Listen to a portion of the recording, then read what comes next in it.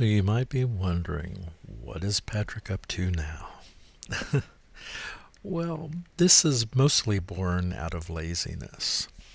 I have watched other people do colander pours, which is basically where you hold a colander over your mold and then pour it in. Uh, I find this rather clumsy for me. So I decided to create something. So I just took a simple mat that I purchased at Walmart. It's like a place setting mat, and I just cut the edges off and then thumbtacked it on here. This was I think $1.69. It's made out of plastic, and it has little bitty holes in it. They're a little too teeny, actually, as I learned while doing this. I like the end result, but I think it would work better with a little bit bigger holes, so I'm going to use something different next time. But still, this gave me some great ideas, and maybe it'll give you some ideas as well.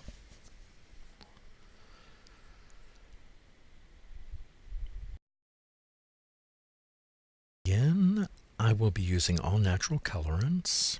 I'm going to start with, of course, blue indigo. This is sandalwood powder and walnut shell powder, dark walnut, tomato powder, madder root, and this is yellow clay along with flaxseed powder. I'll be dividing the soap amongst all of these 5 colors and then alternately pouring them.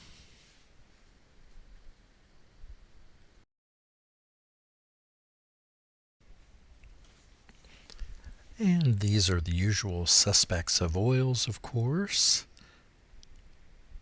I have brought this to just a heavy emulsion or very light trace. I want this to remain thin enough so that I can pour it through and it will actually go through those little holes. Which actually, I think I got it at a little thicker trace than I should have, but not too much. And look how I didn't spill. I was impressed. I dripped a little bit, but no major spills.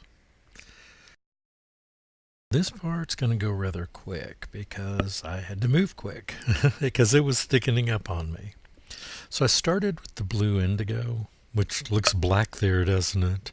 It is tricky to add the right amount to keep it sort of that navy color, but not get it too dark.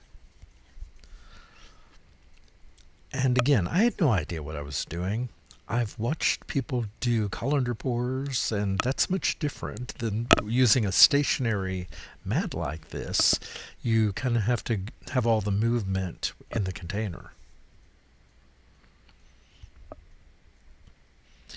The one thing that I noticed right away is that it wasn't going through quickly. It was going through, just not as fast as I would have liked it.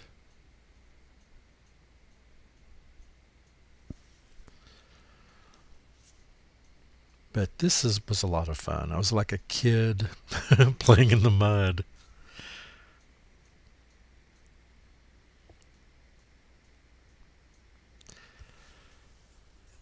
Speaking of mud, the way it's just sitting there on top a bit, I was getting concerned about that, afraid the colors would start muddling together and not be as distinct.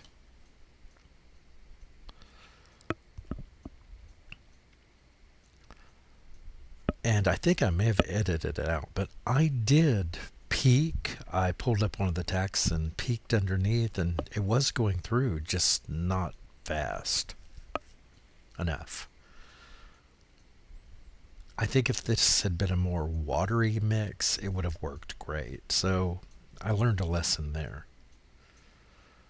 And again, I think I'll use I will still use a mat like this, but I think I'll poke bigger holes. I may use the same one again and just create larger holes. I'm not sure yet. But this is rather tedious because I'm just doing the same thing over and over again here, so I'll jump forward just a bit.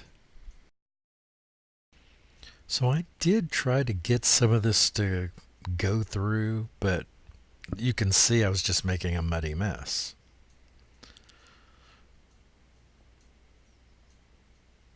And I figured out the reason why is so much soap had got on top, this had stretched and was sitting down in the actual soap.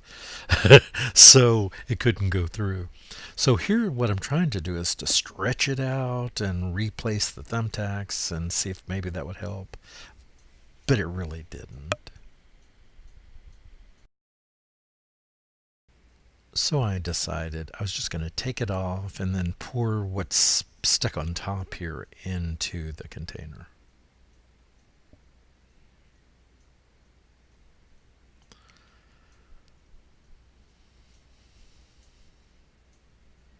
This was a lot messier than I thought it would be. See, I had this idea would just flow right through, but it didn't flow as well as I had hoped.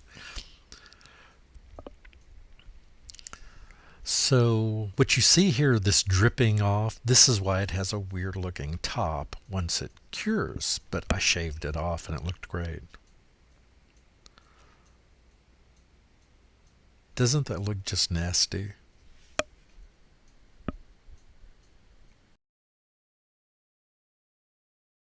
So at this point, what I had decided in my mind, and by the way, the reason that has that funny flickering, that's the fan overhead. But I had decided at this point that this was someone in a beautiful dress wearing a really ugly hat. That's my hope anyway. That's one of the great things about these type of things. It's like opening a Christmas present the next day because you're not really sure what you're going to find. Now, I didn't put any dividers in, which I normally do, but I didn't want to mess up any potential pattern that might be in this by using dividers, so decided I would just cut it with a knife afterwards and then do the final cut with the wire cutter. But this is how it turned out. You can see that there is some color, but until you cut into it, you can't find the goodies. That's the top. So it's a speckled mess. So I simply planed that off and it looked great.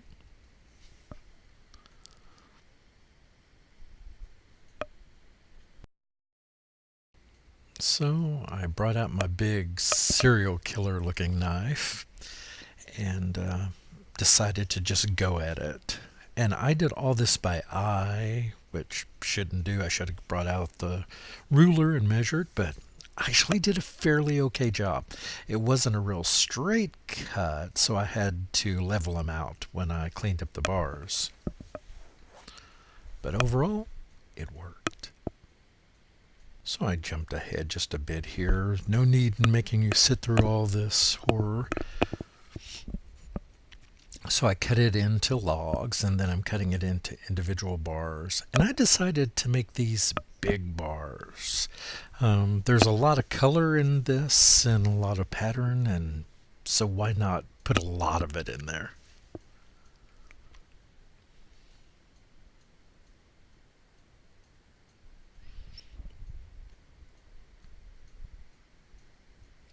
So the inside is where the beauty was hiding.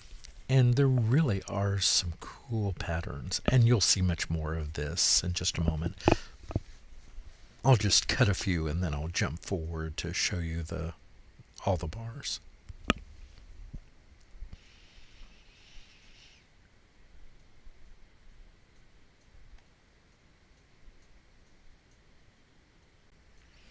So here they are. I've cut them all. I haven't really cleaned them up a lot. I just did some basics on them. I'll bevel them out and clean them up. But I was really happy with the colors, and my video camera doesn't do the best job of capturing the true color. The photograph at the beginning and end of this that I take with my camera, my photography camera, does a much better job. But the color is really pretty striking in person. The green, the reds, the yellows, the burgundies, all those colors really are coming through. And these are nice big ones too. They really are. I think I did weigh one, and it was 10.5 ounces. So I may cut them right down the middle, or some of them I may cut in half and make 5 ounce bars. But I'm gonna leave some big. I like a big bar like this myself. So I want to thank you all. Again, it's a real pleasure having you here. Thanks again for your support. Uh, I have currently in my Etsy store a grab bag of a lot of soaps that I'm just getting off the shelves. So it's a good time for you to stock up and save some money. Take a look. Thanks, everyone, and have a terrific day.